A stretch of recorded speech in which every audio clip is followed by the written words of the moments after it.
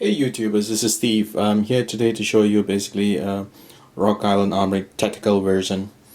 This 1911 started off being parkerized. I had to basically get this complete as a project gun to get this dressed up. The initial step was to get the sights knocked off and replaced with dove sights, because the front is a front sight was a post, so the gunsmith had to get that knocked off and cut a dove sight for it, followed by the rear. Rear was already a dove sight, but to install the sights basically they had to have the specification for Novak for both the front and the back. Then what I did was I sent the 1911 off to nickel plating shop to get the whole gun nickel plated inside out, hot nickel plating.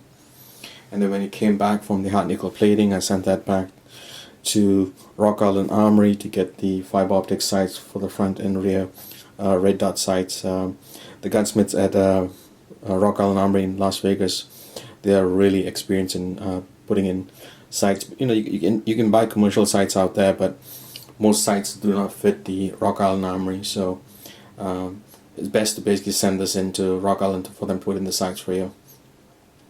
And then finally, when this came back, you know, I went out the range to test it to make sure that the specifications were accurate and the shooting was really tight. This particular 1911, you know, if you look at it, it has got a 4.8-inch barrel in here, followed by the length of 7.4 inches from front to the back. The height is approximately around 5.4 inches from top to bottom, and it's basically got a 3.9-inch full guide rod in here. Currently, empty weight, it's approximately around 38.95 ounces, or about 2.43 pounds. It's pretty heavy. So for those of you who are not familiar, Rock Island Armory, they make high value 1911s in the 45 caliber, the 38 Super, and the 22 TCM, and you know, they're very high value 1911s that you should try and acquire if you can. Now what I'm going to do is I'm going to try and do disassembly. Hopefully it comes out successfully in this video. I'm going to pause the camera for 1 second. Okay, let's start with disassembly. Before we start, let me show you the side picture and how beautiful this is. Very easy to acquire and very accurate. It's got fiber optic front and rear. Okay, first thing we want to do is to make sure that the the 1911 is empty. Check the chamber, everything's empty and clear. Then what you want to do is put this on a hard surface so it doesn't slip. Just remember that the spring tension is quite tight here, so be careful on when you're basically removing the spring from the front. So the front of this, you have this lug, the barrel bushing that you have to remove by moving the barrel bushing to the 9 o'clock position. When you move it to the 9 o'clock position, put your thumb on this front cap to make sure the spring doesn't fly off. Several times, you know, it's flown off on me, so I have to be very careful with that.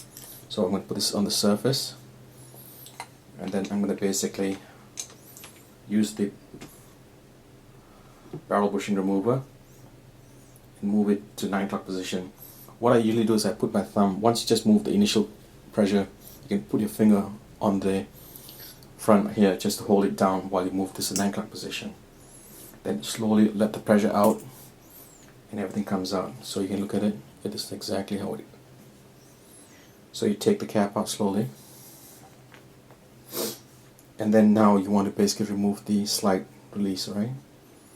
So you slide the slide back to disconnect position is right here.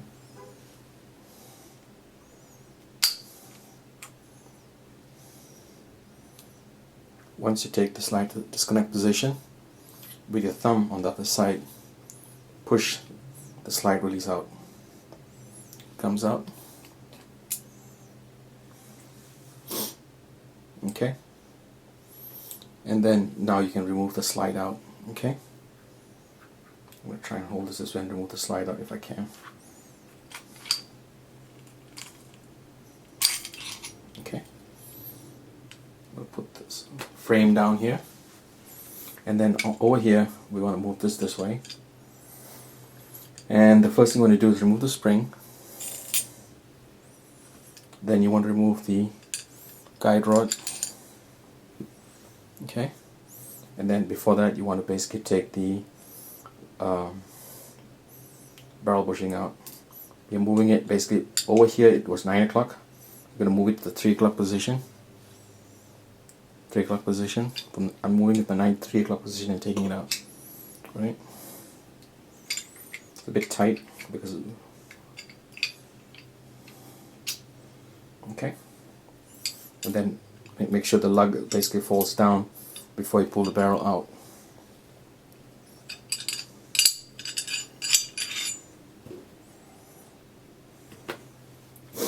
A little bit of cleaning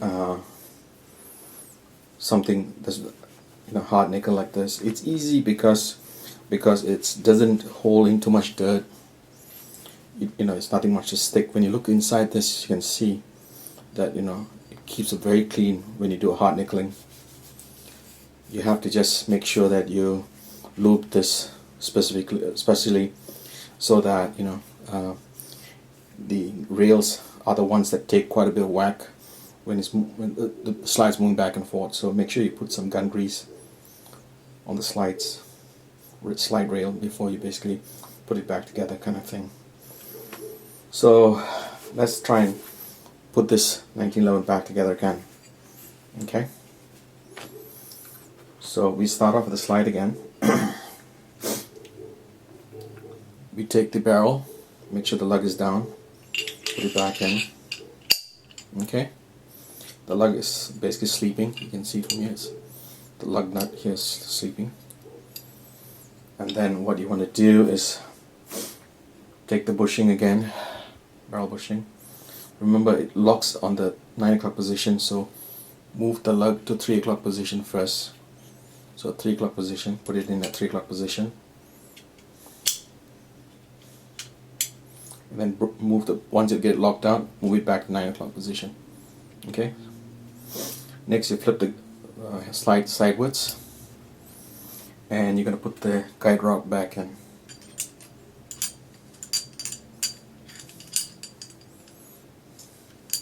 And usually I keep this guide rod, the lug sort of up position right now instead of sleeping, right? Then you want to put the spring back in, and you hold it with your thumb. Okay. As that is being held all in place, you now want to take your a frame, and you want to put it back in, right? You hold the spring, guide rock spring, all intact, and you'll put your frame back in. As you put your frame back in, you move it to vertical position. Why? You want to now look for the that lug that was basically hanging over there, right? Excuse me, I need to turn it around because I'm a righty. I'm looking for the lug to make sure it's in the right place.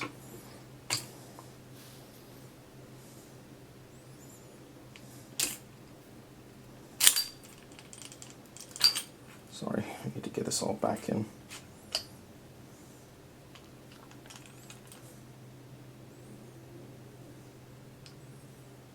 Okay. Once you see the lug right through there, you can put the slide release back in place.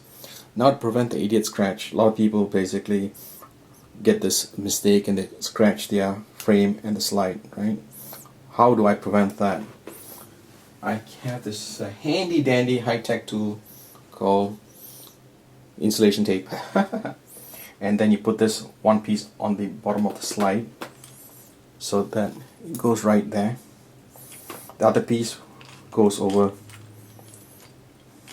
the notch, Disassembly notch for 1911. Thank God for John Moses Browning. So as long as you put the tape, insulation tape right there, right above the disconnect, disassembly notch plus right over here. Then you can bring back the slide, release, and then push it back into space, right? It goes in right away. No scratches to your frame or to your slide. Now you can remove the insulation tape.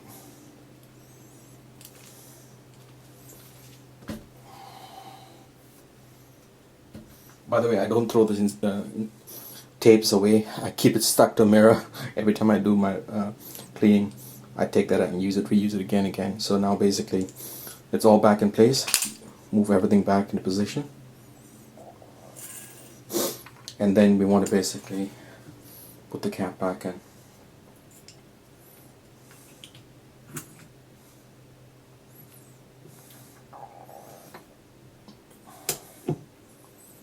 And then I usually use this again to reposition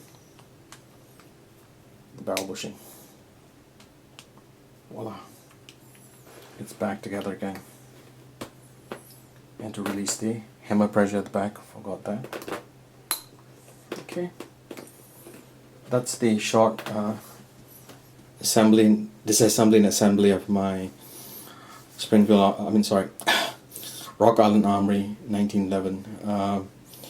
I would basically recommend that for anybody who wants to get an inexpensive 1911 and start working through the process of getting it as a project. Even if you don't dress this up like how I did mine, it is a very accurate 1911. Somehow or other, I don't like the mill sights, A1 sights, so I always in any pistol that I get, I change the sights out to either True Glow or Trigon sights on all my 1911s or any of my other handguns too. Any questions, do PM me and I'll basically try and respond to it. And if you like this channel, please subscribe to it and share with your friends.